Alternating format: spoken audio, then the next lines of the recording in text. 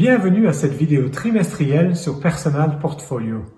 Comme chaque trimestre, nous allons examiner ensemble ce qui s'est passé ces 3 derniers mois sur les marchés financiers, ainsi que les implications de ces développements pour les compartiments Personal Portfolio White, Yellow et Orange. Les 3 compartiments Personal Portfolio sont des fonds de fonds qui investissent essentiellement dans un portefeuille diversifié de fonds d'actions internationales, d'obligations et d'instruments des marchés monétaires. Chaque profil le fait selon des pondérations spécifiques. En position neutre, les pondérations des obligations, des actions et des valeurs immobilières sont de respectivement 70%, 25% et 5% pour le compartiment Personal Portfolio White. Pour Personal Portfolio Yellow, les pondérations sont de 40% d'obligations, 55% d'actions mondiales et 5% de valeurs immobilières. Et pour Personal Portfolio Orange, les pourcentages sont de respectivement 20%, 70% et 10%.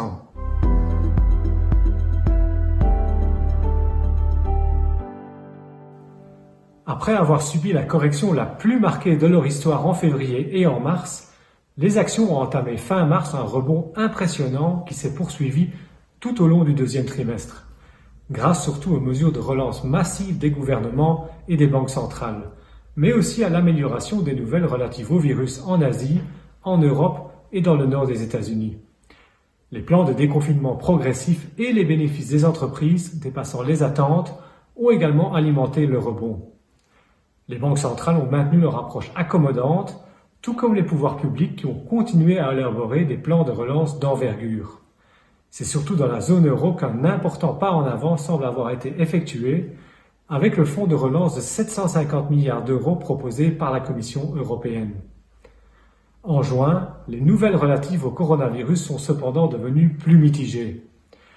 D'une part, il est encourageant que le déconfinement en Europe et en Chine n'ait pas entraîné une hausse significative du nombre de nouveaux cas, à l'exception de quelques foyers d'infection locaux. À l'échelle mondiale, la pandémie continue cependant à sévir, notamment dans de nombreux marchés émergents et dans le sud des États-Unis.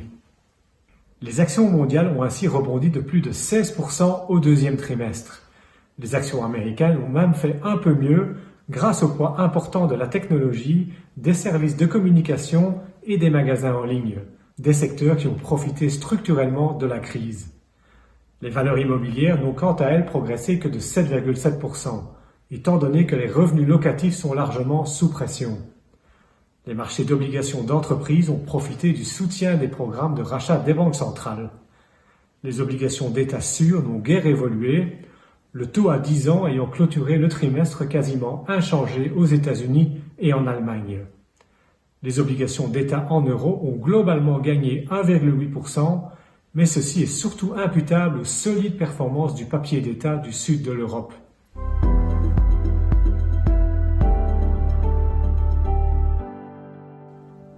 Voyons maintenant les implications de ce contexte pour les compartiments Personal Portfolio White, Yellow et Orange. Compte tenu des mesures de soutien massives persistantes des pouvoirs publics et des banques centrales, ils ont mis fin au début du mois d'avril à la sous-pondération des actions et ont adopté peu après une légère surpondération de cette classe d'actifs.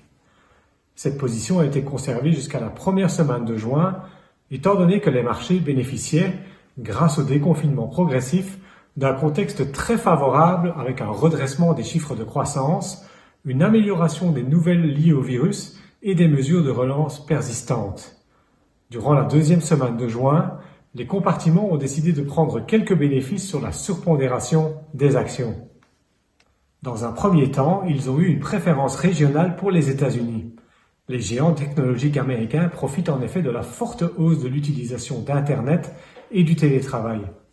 Plus tard dans le trimestre, les compartiments ont effectué un glissement progressif des États-Unis vers la zone euro en raison des signaux prometteurs à propos du fonds de relance européen et de l'amélioration de la dynamique du virus sur le continent européen. Ils ont également acheté graduellement des actions des marchés émergents, principalement de la Chine. Sur le plan obligataire, les compartiments ont progressivement accru leur position en obligations risquées, avec un accent mis sur les segments qui bénéficient directement des programmes de rachat des banques centrales. Le poids des obligations d'État de qualité a en grande partie évolué dans le sens contraire de celui des actions, avec d'abord une réduction progressive, jusqu'à ce qu'il semble opportun d'augmenter à nouveau quelque peu la protection contre les déceptions en matière de croissance et d'évolution du coronavirus. Ceci se traduit comme suit pour les trois compartiments White, Yellow et Orange.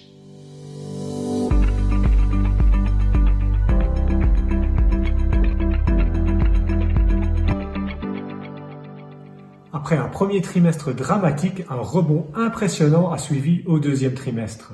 Ceci s'est traduit par de beaux rendements positifs pour les trois compartiments Personal Portfolio. Le compartiment White a ainsi progressé de 6,6% d'avril à juin. Le compartiment Yellow a gagné 10,5% et le compartiment Orange a même engrangé plus de 12%.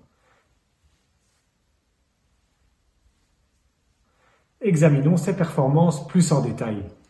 Sur le plan tactique, il a été judicieux de conserver une faible pondération du cash en détenant plus d'actions, mais aussi plus d'obligations que la normale. Le portefeuille d'actions a légèrement mieux performé que l'ensemble du marché grâce aux solides résultats de quelques fonds d'actions durables en portefeuille. Les choix régionaux n'ont pas ajouté de valeur. Le portefeuille obligataire a profité du rebond des obligations risquées avec une nette contribution positive tant de la préférence pour le papier d'État italien que de la préférence pour les obligations d'entreprise. Quelles sont enfin nos perspectives pour les prochains mois? Maintenant que les mesures de confinement sont progressivement levées, la principale question est de savoir à quelle vitesse l'activité économique se normalisera. Ceci dépendra des interactions complexes entre l'évolution future du virus, la volonté des décideurs politiques d'accroître leurs mesures de soutien et les conséquences durables sur le marché du travail et la confiance des consommateurs. Jusqu'à présent, les investisseurs ne tiennent guère compte des défis à moyen terme. Pourtant, les développements au niveau du virus ne sont plus uniquement positifs. Dans certaines régions, comme le sud des États-Unis, la pandémie accélère encore. Il est cependant encourageant qu'en Europe et en Chine, les nouveaux cas demeurent limités en dépit du déconfinement progressif. Par ailleurs, il pourrait également y avoir des déceptions sur le plan politique, avec les élections américaines qui approchent ou les craintes d'un Brexit dur qui pourrait ressurgir à la fin de l'année. La nouvelle saison des résultats sera plus mauvaise qu'au premier trimestre, mais la bonne nouvelle est que les bénéfices des entreprises devraient avoir atteint leur plancher au deuxième trimestre. Après le net rebond de ces dernières semaines, les valorisations des actions ne sont cependant guère attrayantes dans une perspective historique.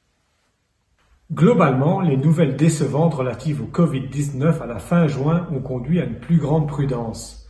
Les compartiments Personal Portfolio ont dès lors échangé quelques actions contre du papier d'État et des obligations d'entreprise.